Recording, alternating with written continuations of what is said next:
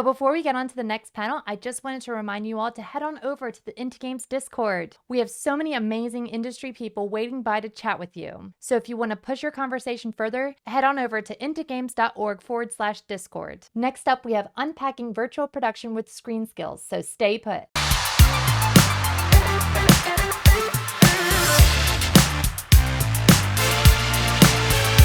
Hello, I think you can all hear me. My name's Margaret. I work for an organisation called Screen Skills. The reason we're here is we cover screen in the UK, that's film, television, visual effects, animation and games, and we look at immersive technology and virtual production as well. We've got over 200 job profiles on our website, and they cover games, animation, post-production. We also, for anybody who's under 18, we're running a Young Animator of the Year competition as well. So we do a lot of work with animation. Once you get over 18, we've got free training. We do endorse FE and a lot of games and animation university courses. So we do quite a lot in this space. I'm not going to witter on for ages because we've got a panel waiting for you. One of my team from Screen Skills, Trevor, is on Discord if you've got any questions about our courses or anything else that we do. Our website is screenskills.com. The Young Animator of the Year for 11 to 18s, the competition is, if you just Google Young Animator of the Year. So I'm now going to hand over to Simon Benson from a wonderful thing called Host, which is in Manchester, and he's going to chair our panel. I don't think all our panel are here yet. I have reminded them. We hope they turn up in a minute. Hello, hi. Thanks for the introduction there. I think today, as mentioned before, this session's about unpacking virtual production. So my name is Simon Benson, and what we'll do is, as we go through this, I'll start introducing the panel. What we're really trying to answer today is effectively what virtual production is and demystify that. We've got some great experts to go through this. So who I have today with me, we've got Simon Fenton, Director of Interactive and Real-Time Escape Technologies. There he is. I've also got Sue McHugh, Virtual Production Manager at RecodeXR and Carbon Digital. Hi. And hopefully joining us soon will be Malachi, who's Duncan, who's the technical artist from Epic Games. So as soon as he joins, we'll add him into the mix. Oh, here he is now. Hi, Malachi. How are you doing?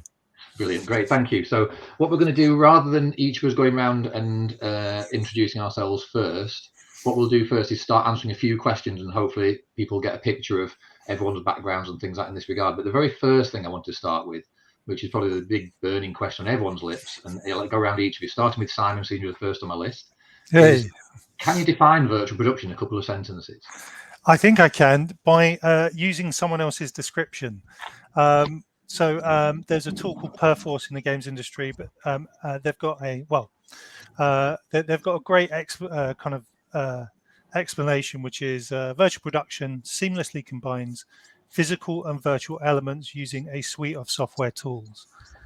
And that kind of is it in a nutshell. It's basically combining seamlessly the virtual and the physical world with an umbrella of a whole host of different technologies that are basically being created, defined and refined almost, it seems like, on a daily basis.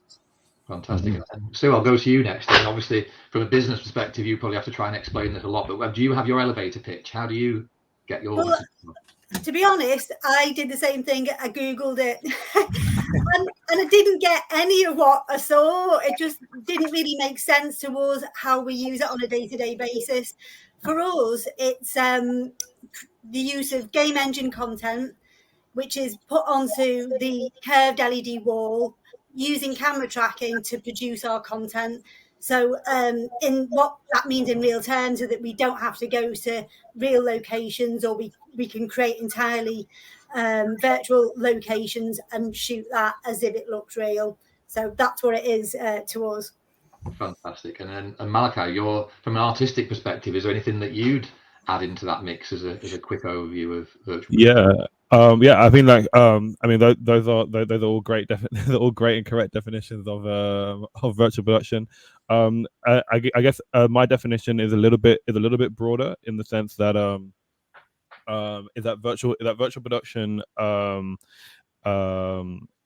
is kind of everything that is blending in real time, that is blending the virtual and the physical. So that can be that you have you can do virtual production without an LED stage. You can do VCam, so you can have an Unreal Engine or Unity real time scene, and you can actually plan out shots with a director and a virtual camera on a virtual stage that like isn't physical, and then you can plan out shots and send those back into post production, and then they can up-res kind of what the director has shot live.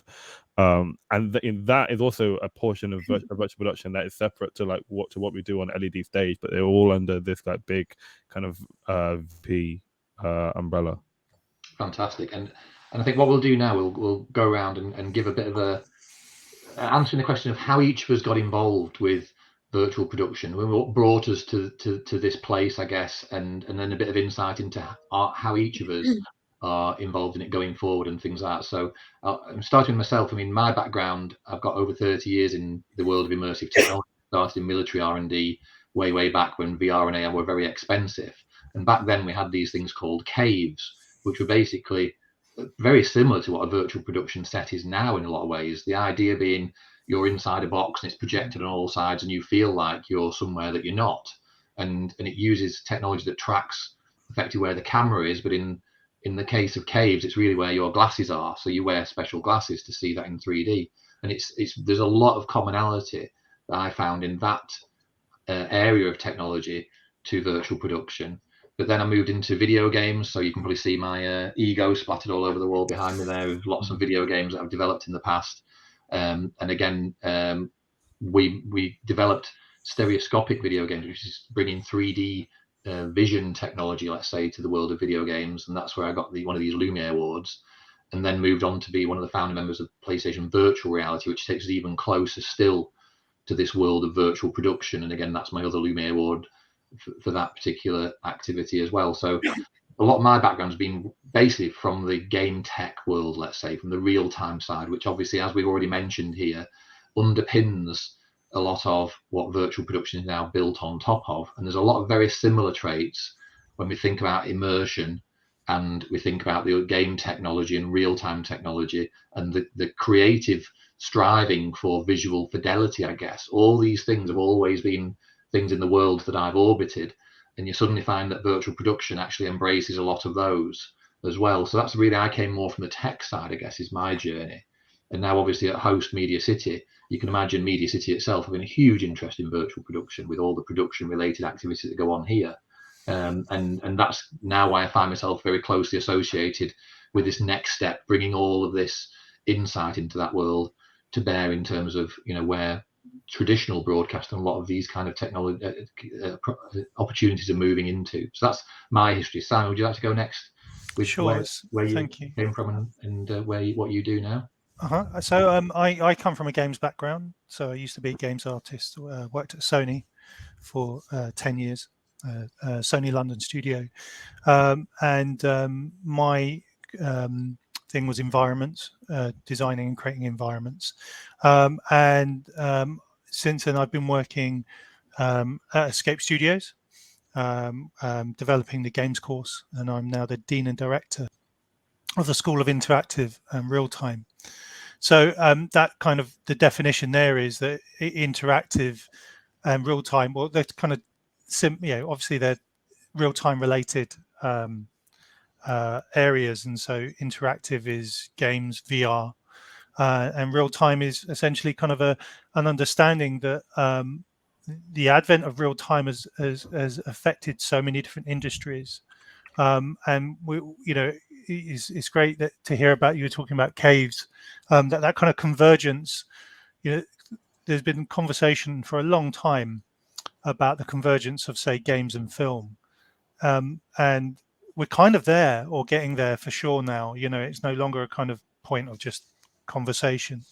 And so for us at Escape, we're kind of broadening the scope of what we're teaching. And so we currently teach a game art course, but we'll be looking at virtual production and currently we're teaching free courses at the moment in virtual production with Screen Skills. But looking at it from a set of different angles or lenses, if you like. So there are a lot of people who have experience in film but don't necessarily understand or are familiar with real-time technologies. There are a lot of people who are familiar with real-time but don't understand the language of film. And so there's a real need to provide training for individuals in these arenas moving forward. And so, yeah, we've run courses on the introduction to virtual production for film, film set etiquette for virtual production, and that's, you know, how do people behave on set, whose responsibilities and roles in this ever-changing kind of area, and then also budgeting and scheduling for virtual production it's a new paradigm, and how do you deal with that? So they're the kind of areas currently that we're looking at. So from my perspective, it's a one of training. Fantastic. And I guess, Sue, moving to you next, we'll keep the order so we go around in the same order every time so everyone knows when to come on next. What about your perspective then? So again, where you started from, what got you into this, and you know, your frame of what you do in that space now. Well, similar to you guys, a background in the games industry seems to be like a familiar theme.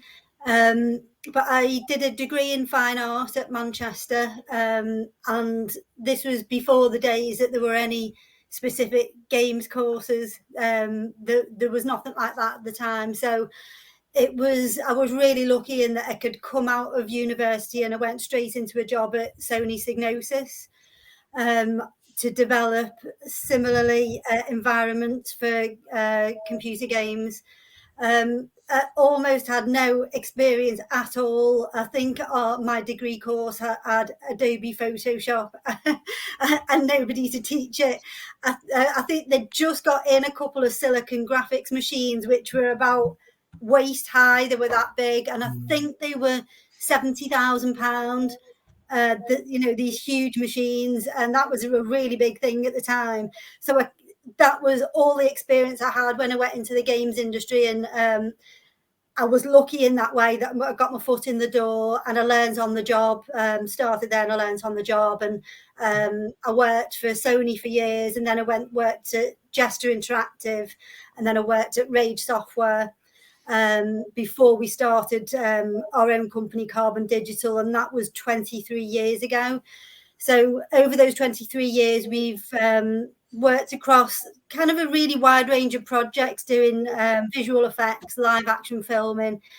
So my skills are kind of, I see them as a real hodgepodge. I've worked across games, live action shooting and visual effects, and now in 2020 we opened a virtual production studio called RecodeXR, and that to me has kind of brought all of those skills together, because day by day we film in the studio, we're creating the in-game artwork to put on the wall, and as Simon just said, I think there's a lot of a lot of people have an understanding of one part of it. So you might have had a really good look at, you know, developing Unreal artwork, or you might have an understanding of the shooting process. But I think what virtual production requires more and more is an understanding of the whole pipeline. So whatever you're producing to go on the wall, you need to know that it's going to work in the way that you want it to work. So I think that's a really interesting area for me, is to see how those skills will develop. And I suppose one of the sticking points is students being able to get access to working with a wall to see what they're creating, how's that going to look. I think that's one of the ways we've kind of developed quite rapidly, is we can, you know, develop something there and then and have it straight onto the wall. If it doesn't work, we can go and tinker with it and play around with it and work out any issues with it. And I think that's something that is going to be really important in the industry, is having that kind of access to using a volume, knowing the games engines really well. So yeah, and as in regards to the kind of work that we do at the minute, we're working with broadcasters and ad agencies mainly. So ad agencies whose brands have got a real commitment to sustainability. are now looking to use virtual production rather than kind of traveling all over the place to, to shoot. And broadcasters who just want the ease of the production pipeline. It's obviously, once you start to use it, it's so much easier than having to book a location shoot, rely on weather and all of those kind of things. So it's just an amazingly exciting time for us, because every day we learn something new, and we see the interest in virtual production is just, it's just growing every single day. So it's a really exciting area for anyone to get involved in, I think. Fantastic. And I think it's so interesting so far, that everyone's background has been sort of game related. So let's move on to Malachi. What about what's your origin story and how are you involved now? Yeah. I guess I started off in architecture visualization is my background, and then I left Hong Kong and then moved back to London. Did a computer animation degree, but then out of my second year, I started a VFX. I started a VR startup when everyone thought that VR was going to take off really, really quickly. And then we ran that for 2.5 years, and then it ended up closing. And then I went to work for MPC, and I worked in their experimental department doing real time for ads and experimental experiences for ads. And then I got headhunted by Epic Games when they were building the new innovation lab, and now that's where my current role is. And I basically push adoption across all of the big VFX companies in London and Europe. I work on a multitude of different projects. Not all of them virtual production. Some of them aren't real time at all. Some of them are just renders, and some of them are real time, and some of them are virtual production and stage. So because of that, I have a really broad understanding of how non-game industries are using not non-game but M&E industries are using Unreal Engine in London and Europe. So yeah, that's me.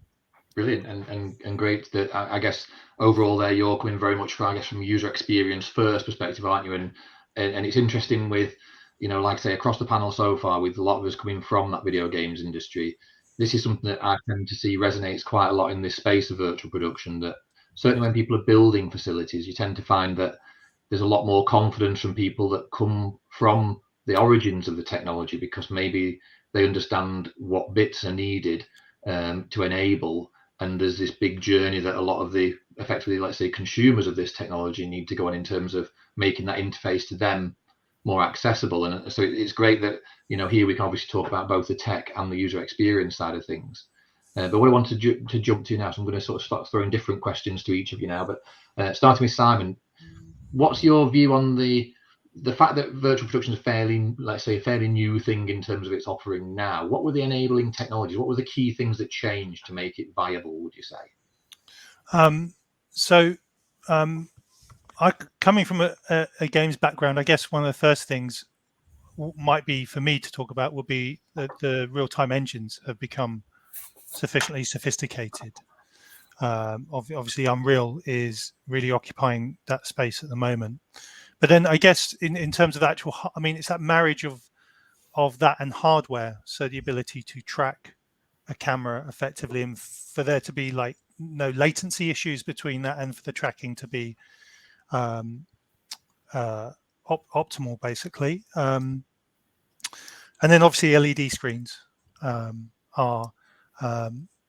something which is, I'm probably wrong here, or I'm sure there's other cases as well, but I first kind of heard about it when I think it was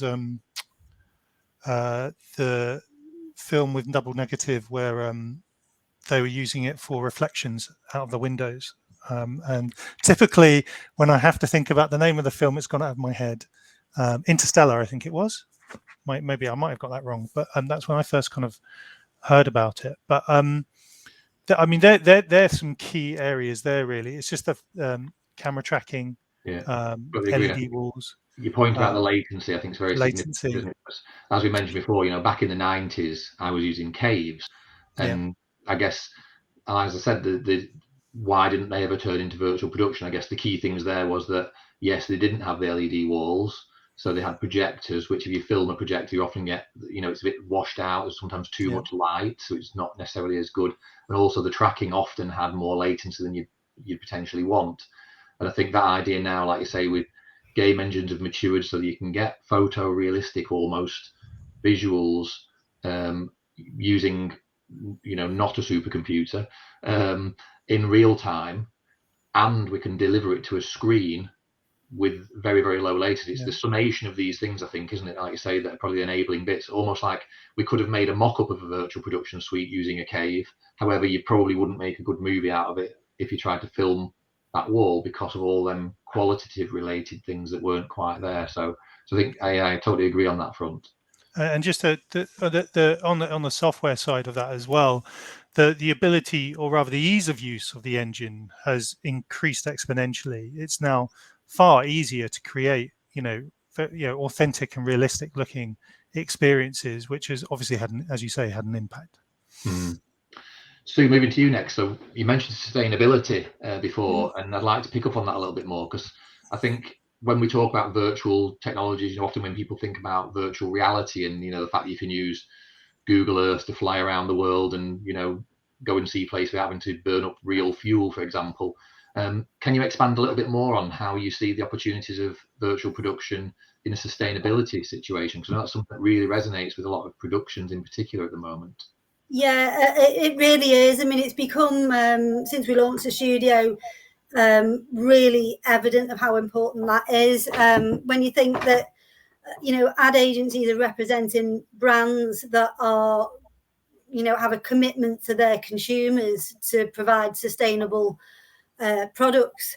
So they can't then be seen to go and fly around the world and with a huge crew, heavy equipment, just to create an advert. They now want to be able to measure the carbon output on a production and make that sort of information transparent to their consumers. It's when you start using virtual production, I'll just use an example.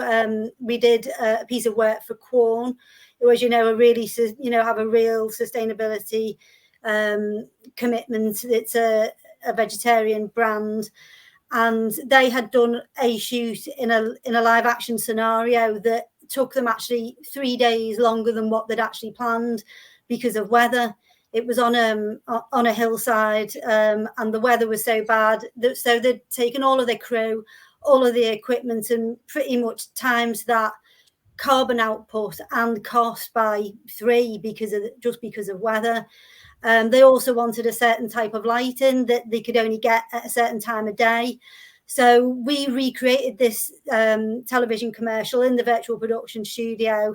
And obviously we can hold that lighting all day long for as much as they want it. They can tinker with it if they decide they want it, day instead of night. That's, using the games engine, that's, an instant change. And, everything down to, for example, even within the virtual production studio, what was on the buffet menu at lunchtime? Was it meat? Did we have plastic bottles? Who travelled to the shoot? If our staff can work from home, which if they're creating the content, they will do, so they don't even have to travel into the studio. And to provide those metrics, we used, it's well worth having a look at AdGreen's carbon calculator. And they are, it's a free tool, and you can put everything relating to your production through this tool, so you can measure who travelled to your shoot, what equipment you moved, as I say, everything down to what you ate on your lunch. And obviously the biggest chunk of that, it kind of churns out a pie chart at the end of it, and the biggest chunk of that is always travel, a huge section of it. So if you're looking at traveling across different parts of the world to shoot in snow or on a beach or what have you. It massively obviously adds up compared to coming to a studio, and just all of the comforts of that studio. The pipeline is so much more efficient. When we do the shoot, that's what you're there to do. You're not planning anything that's all done in advance. So it's seamless, really. It's been really refreshing to work in that way. So sustainability, I think, for everyone is, high up on the list. And one other area I think that was also of interest is I know there's a lot of people that have maybe a set that is only needed temporarily, but then there's a benefit in having it again in the future. It's not unusual. You see them destroyed and rebuilt and destroyed and rebuilt. Yeah, using all those materials. I'd say that's probably for me the most refreshing thing, is not to have a skip full of kitchen scene set at the end of the day, because none of that has to go, because you've got a production in the next day. You're bringing in another physical set. That whole physical set has to go, and it's just soul destroying to ever see that. We've had everything from, I remember on one shoot, somebody took a toilet home with them, physical toilet, just because just the sheer waste is immense. And that should all be calculated, really. It should all be accounted for.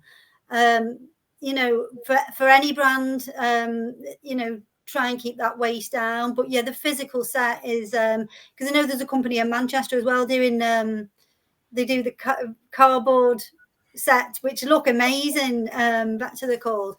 But yeah, so the physical set is gone, and the virtual sets are obviously infinitely changeable. If you want to change the colour of your handles on your kitchen doors, or any part of that scene is infinitely changeable without any carbon cost. So it's just an amazing tool. It's an amazing, pipeline to work with. Fantastic, thanks. And Malachi, I want to come to you next with a question that came in from our audience as well. So they were interested in, what were some of the most rewarding parts that people tend to find when they're working with virtual production, particularly from, like say, people utilising it on the user end of things. What's your feeling on that front?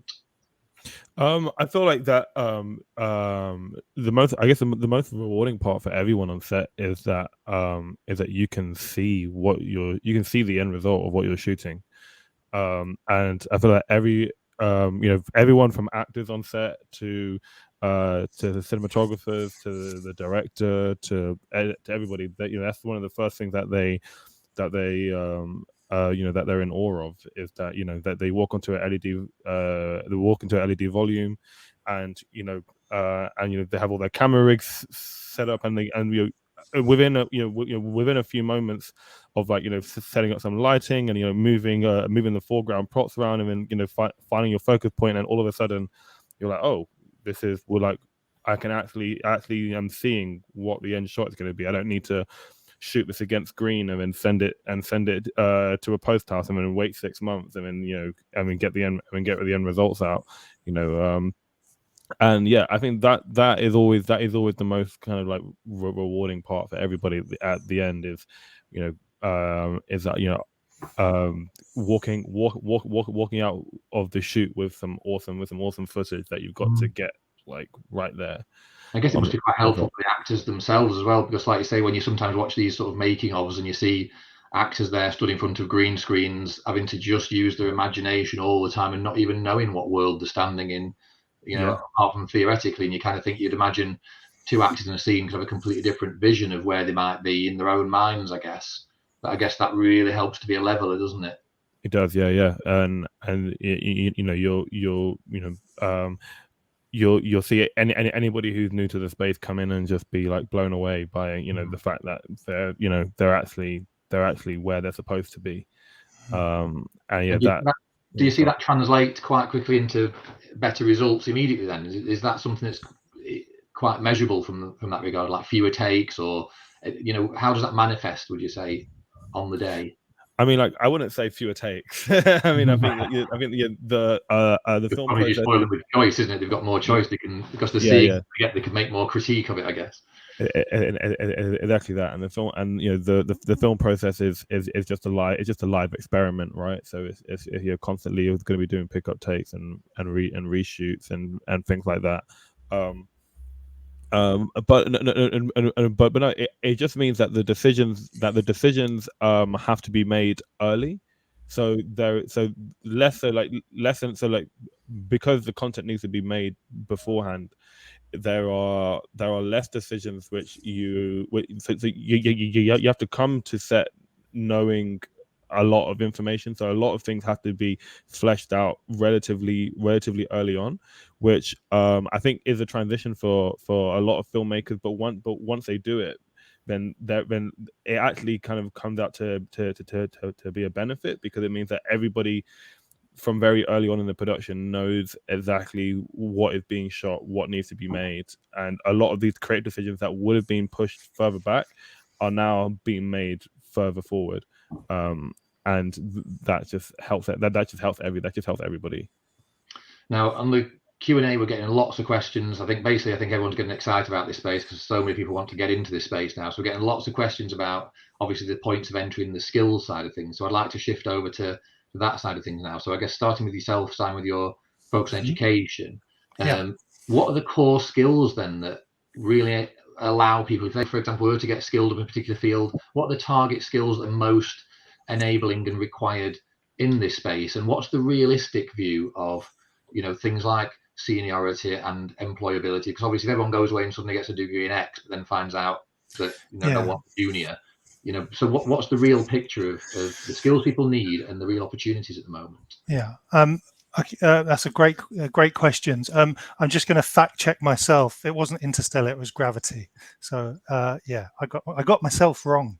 How embarrassing. Anyway, there you go. I'm only human. But so we are living in exciting times. We really are, in terms of employment opportunity.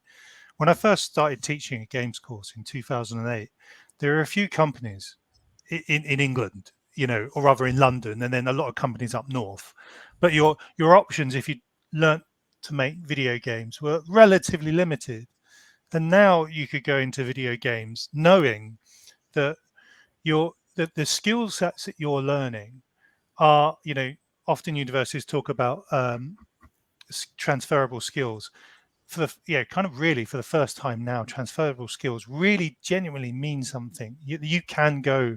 We've got students who have learned how to create game art, and then go on to working architectural visualization in VR. They're working, as technical artists at effects houses, and then going to work in virtual production, working in all types of immersive media now using real-time technology. The key thing, I think, is that the learning the skills and the software. We could all mention certain types of software, that are useful to learn, but there are some core skills that are really applicable when you transfer across all these different disciplines as they converge. And I think having a good understanding of things like their basic core art skills, composition and color, understanding cameras and lenses, understanding what cinematography is and lighting, and having an appreciation for the language of film will certainly help. So if you're interested in video games, it's really, really kind of, it would really benefit you to be able to start looking at, narrative. When we play video games, often we're not thinking about narrative as a player, or even sometimes as an artist. You just maybe build your environment or your set, and you're not thinking about the language of narrative or cameras, because that's someone else's job, who's dealing with the camera, or perhaps the camera, is a thing attached to your controller. So it's not necessarily a consideration unless you're working with cutscenes. But more and more, if you, for example, are a cinematics artist working in real time, being able to understand lenses, lens information, and also, just the language of cinema will greatly benefit you. So I think it's the thing about, I'm probably waffling a little bit too much, but I think the key thing is that software changes. approaches change, hardware changes, but those core fundamental skills of understanding how to make a picture, what makes a good picture, what makes narrative lighting will always stand you in good stead. Fantastic, thanks. And then the question we've had coming in now as well, and I'll probably take this one to yourself, Sue. When it comes to video games development, let's say, and comparing that to virtual production, is there a difference in terms of the balance of how much coding there is to be done versus how much art, or how do the two segments compare? What's the differences in terms of skills bias across those two segments? Well, in terms of what we do, it really is about content creation. So I can't agree with Simon enough there, in that you can become absolute expert in one particular area, but before you know it, that's moved on. So having those core interests really in the language of art, lighting, photography, you can't go wrong with that. I mean, at the end of the day, the only thing a client is interested in is, does it look good? Does it look right? They don't care what software you've used or what camera lens. So having that overall understanding is everything. And for us, I mean, we don't really do much coding at all. It's all about content creation in the Unreal Engine, taking that onto the wall and then film lighting and filming it. So those kind of core skills that you would have in any kind of filmmaking sort of scenario all come into play. So lighting's probably been incredibly important. So an interest in looking at how lighting's used in filming, and download the Unreal Engine. Just maybe to be slightly controversial, I would honestly say we don't look at what qualifications you've got. We look at what you can do. If Paul, my partner, he has got no qualifications at all. He taught himself. So we just come from that background where if you can come in and say, look, I've worked with the Unreal Engine, I downloaded it, and I've really kind of, developed my skill set in this area and can show an understanding of, what good lighting looks like, or interesting lighting, or that's more important to us than anything is, can you make something look good? Yeah, because and I guess then, to me, I read that, as basically it's much more creatively biased than technically biased, I guess, to that degree. Like you say, majority of the use case may be utilizing Unreal Engine as a tool set as opposed to developing heavily in the Unreal Engine. Feels like, is that, am I getting the rest right? Absolutely, yeah. I mean, it is just a tool. Yeah. You could get caught up on whatever, piece of, whether it's a pencil or you use watercolors traditionally or something like that. You can get caught up in that. It's just a tool. It's what you make with it at the end of the day. So having those core interests and core skills in film is everything. I'd say everybody on our team has that kind of an interest. They're always talking about what film they've watched and or how a different scene looked and all that kind of thing. And interesting enough, I mean, a lot of what you're saying there is very common, isn't it, to the games industry as a whole? It's kind of like when you've got someone who's an environment artist, again, it's their portfolio that makes them what they are, effectively. Absolutely. Because they can come out with any form of qualification, but all people are really interested in is, what are you capable of? What is your style? Because again, typically with any creative, they tend to have a sort of visual style, don't they? And that might be compatible with your production or might not. And it's not a qualitative judgment you're making. It's a style judgment. Is this the right person for this particular job? Because being an artist and a creative doesn't mean that you can turn your hand to absolutely anything. Most people are focused in an area, and it's about that side of things.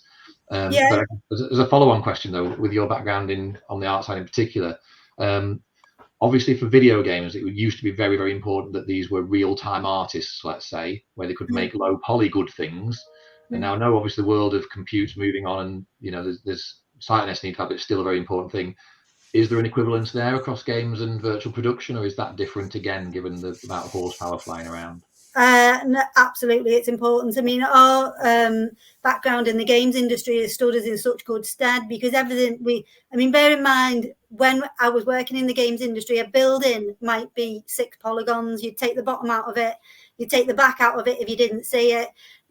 And you know, an 8 by 8 pixel texture. Sometimes that was the kind of minimal, you know, polygon limit that you had.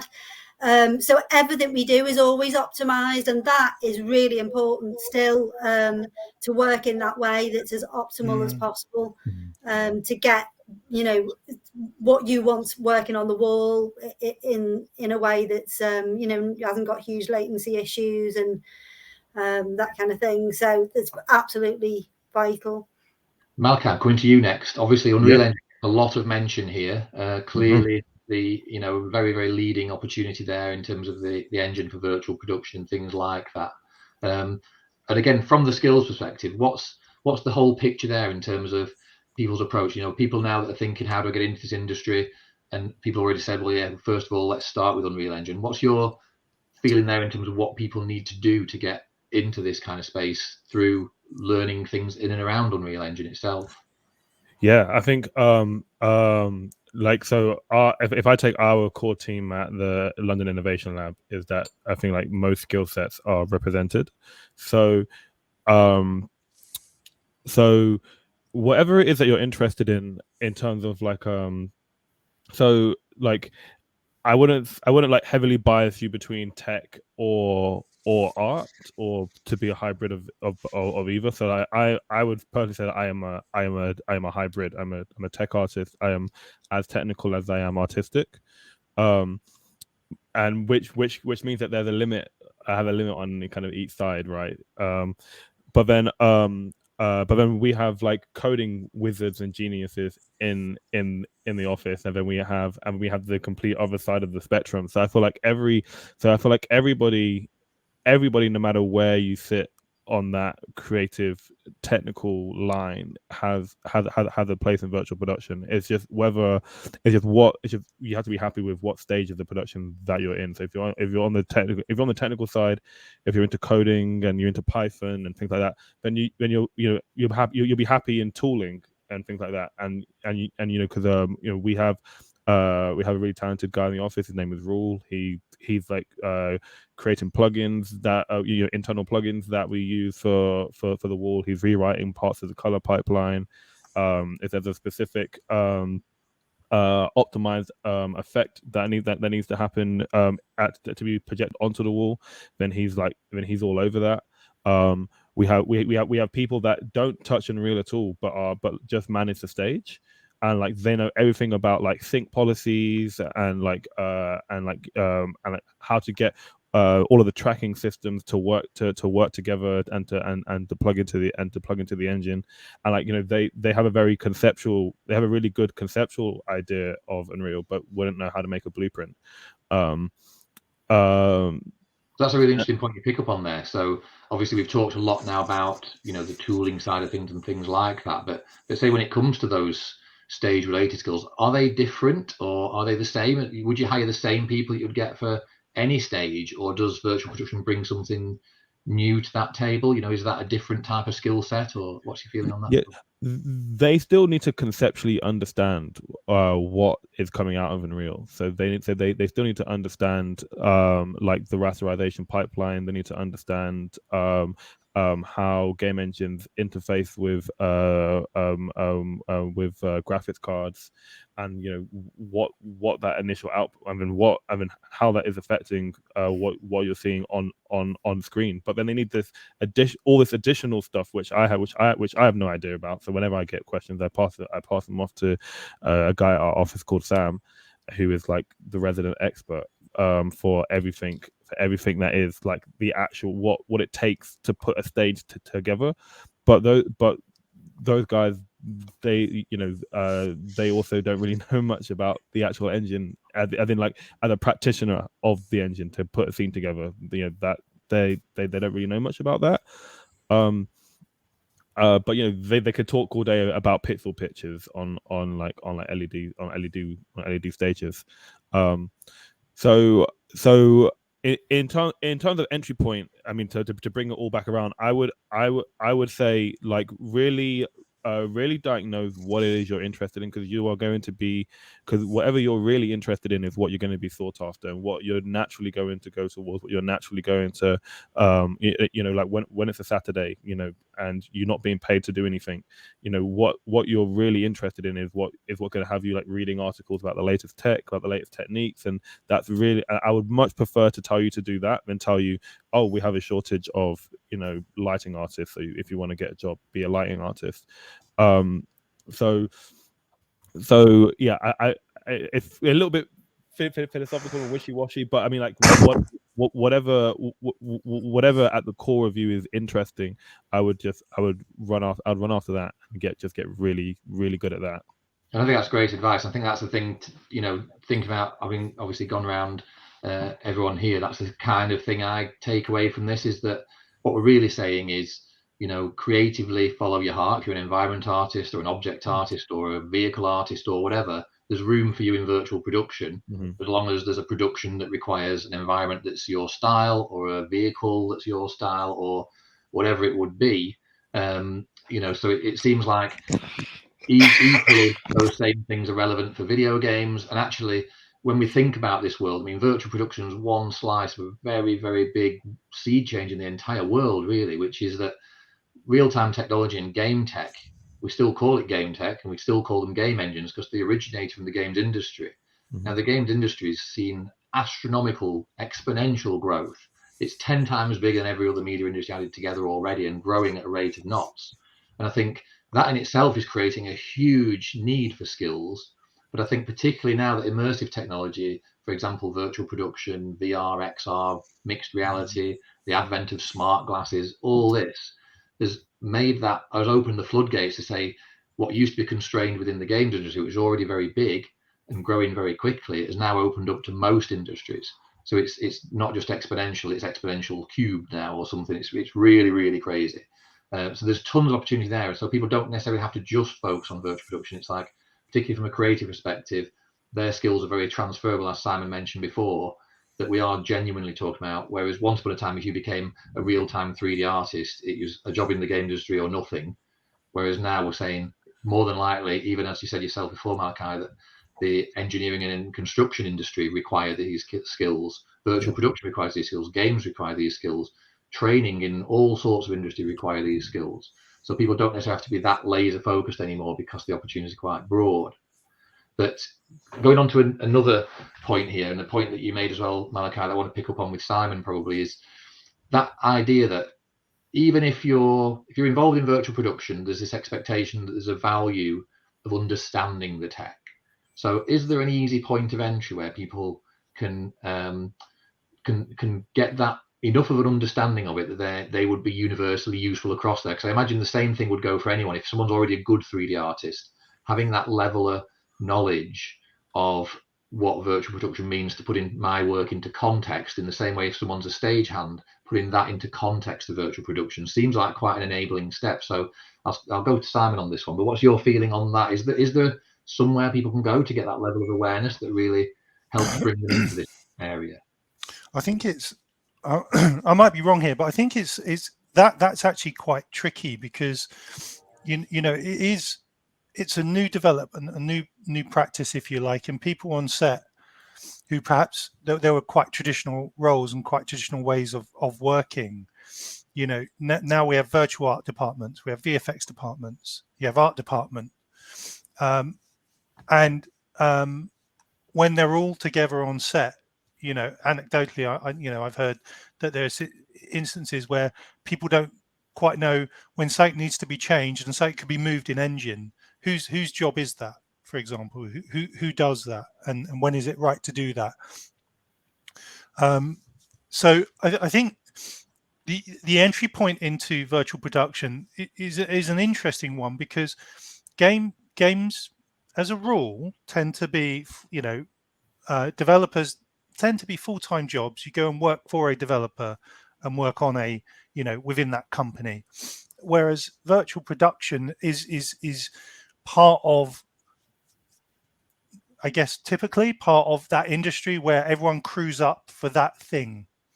And so what part of the crew are you? where do you enter? So do you want to be part of a virtual art department, using your 3D skills there? Are you more interested in production design and set design? So is that an area of focus?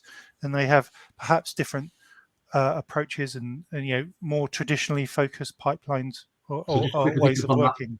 Point then, sorry, just to interrupt. So it was a really interesting point you made. So obviously people are more familiar with video games potentially offering them full-time art roles. Are you thinking that in the virtual production space there's less opportunity for full-time creative roles, and actually more is the sort of freelance kind of space? You get in there?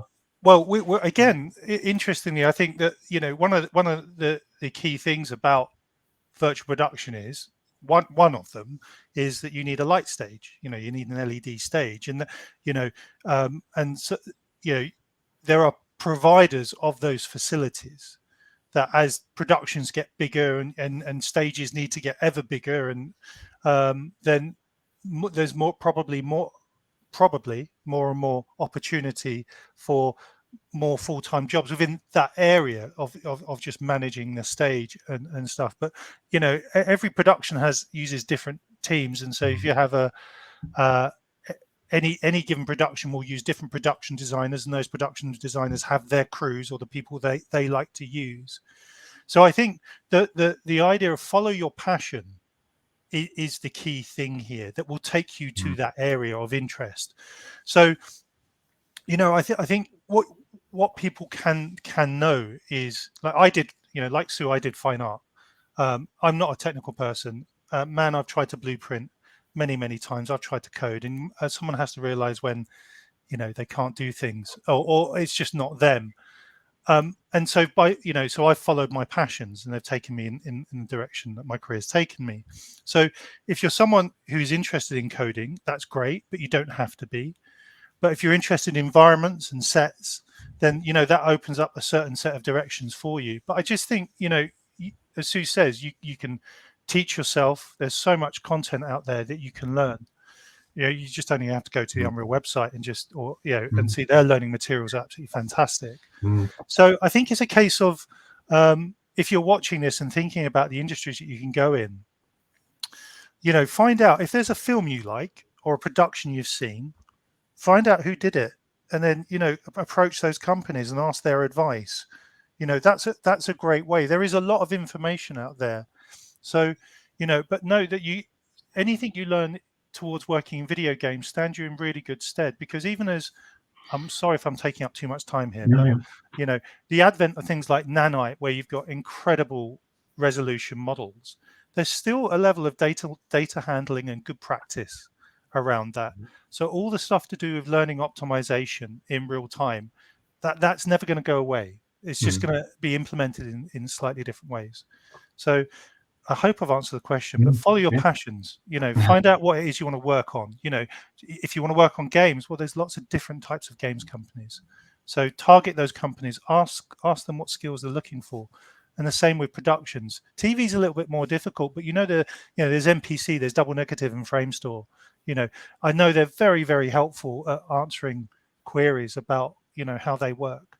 And again, next I want to come to you, Sue, in terms of when people come to you to make use of the stage and things like that, do they always come with their off-the-shelf capability? For example, when we talk about this 3D art, environment art and things like that, or are you finding they're asking you to provide it or to connect them? Where does it all come from, basically, the things that they need, the digital side of it? Where does all that come from typically when people come?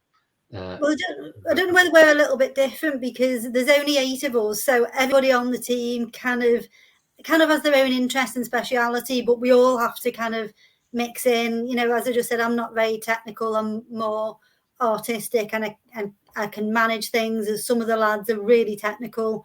But it's a great environment, because between us, somebody will have the answer, and at the same time, everybody else learns that. So we're not all in our own little kind of roles and just do that one thing. We kind of all have an overview of what's going on. But in terms of clients that come in, most people that come to us want the whole thing. So they might have the idea of what they can do, but would like to know how it could work in virtual production. Like, is it the right kind of thing to do? on a volume, and then we would typically do everything. So we would create the content, we'd put it on the wall, and that, as Malachi said, you know, all of that is done up front, so we can pretty much give the client what they've asked for way before the actual shoot. Then we'll have a shoot day, which is typically really condensed. We, as yet, touch wood, I've not had any overtime. Like a normal shoot, it's always way into overtime, extra costs. But using the virtual production method, we've kind of signed pretty much everything off before the day. So it's just been a luxury to kind of focus on the action, and, you know, directors can kind of play around and get the action that they want. So that's been, I'd say that's been a benefit, because for actors, as you were saying, they feel like they're in the scene, they feel like they're there, and there's way more time on the day to focus on getting that, you know, action that the director wants. And then we would do the post and grade as well. So typically the production pipeline is really crunched down, and we don't have to kind of go to somebody and get the content made, then see if it works on the wall, then do the shoot, and then send it to somebody else for post. It's all kind of, you know, done in-house, which for us is brilliant, because you can envisage the end result, and, you know, you kind of know what you've got to do to get there. It's good, because everybody learns the full production pipeline. So even if you're only working on, you know, the visual effects post-production part of it, you understand how it's got there. And And I guess, I mean, but when you say, if you were to take on, if you needed some freelancers to do something, where would you normally look? Is it traditionally going to the same places you'd get video games type people from, or is there a different place, is more of a VFX bias thing, or what? I'm just thinking about giving people an idea, if they were to look to become freelance or do some freelance work. Yeah. Where I think building your own profile. I mean, one of the, just, you know, we'll come to the end of it, one of the most brilliant things I've seen, it blew me away, was a young lad had done his own TV commercial for a fizzy drink, using virtual production. But it was literally on his laptop. He'd created the content, used his own laptop as a virtual production volume, and put the can in front of it with some foreground set. So it was basically like a miniature version of a virtual production volume that he'd just gone away, thought, how do I do this? And in doing it, he'd obviously learned the full, every implication of the lighting, how do you shoot it, how do you create the content. And the actual end result was brilliant. It was like I wish it was on LinkedIn, but it was, you know, a waterfall in the background, and it was a brilliant end result, you know, that you could see being used on social media. So can't remember what my point was now, but like I say, I think it's all about portfolio again, isn't it? People hosting the portfolios and getting your portfolios visible. And I think, you know, obviously the thing that, you know, at Host, we work with a lot of artists there, and in game related tech side of things. And again, we encourage everyone to use things like ArtStation, which is a great platform to showcase your art and present it in a really good way. And like I say, videos like that, where people have done something, it really does stand out when people put things on there and can add it onto the CV. So it's very easy. You can just click on your CV link, there it is. See all this amazing stuff that people have done. And also there's other sites, like, for example, you know, we work with CG Hero, who are a big outsource company for connecting artists to businesses that have a need, and they help to facilitate all that. So again, if you look at CG Hero's site, you'll see opportunities there to host artwork and things like that, and to, you know, again, they help facilitate those relationships as well. So there's some opportunities there. We're conscious of time, we haven't got much time left, and I think we can never end a panel without talking about the future. So Malachi, you get to go first on this. Where's all this going? What we like to see? And obviously you're not announcing features here. This is very much just your opinion, just to be clear on the Epic Games front. But what's your view of where all this might go? Where's it going from here? I mean, like, I feel like you know, the Tim Sweeney vision is everything everywhere all at once, right? It's we'll be in every industry, and we're playing a pivotal role kind of everywhere. whether it's gaming with Fortnite and everything they got planned with that, or whether it's media and entertainment, but specifically for virtual production. I think the future of virtual production is, that it's going to be like a pivotal tool inside of the filmmakers kind of toolbox. We don't have Lumen currently working on LED stage, but all that stuff is coming. I have to be careful what I say. There are a bunch of other stuff that are coming that are going to make Unreal Engine an even more powerful tool. And it's, I think, like the more and more that we develop the kind of the more undeniable of a software that is going to be. Tim Sweeney still codes the engine, and everybody who is part of the engine team, most of them he hires personally, and they have to go meet Tim kind of before, so that we have some of the world's greatest people like working behind the scenes on the actual engine and engine features. So yeah, I would say that this and Unreal Engine 5 in general is a piece of software made for tomorrow's tech. So it runs just about as good as it's going to run on today's tech, but it's a forward-thinking software, thinking that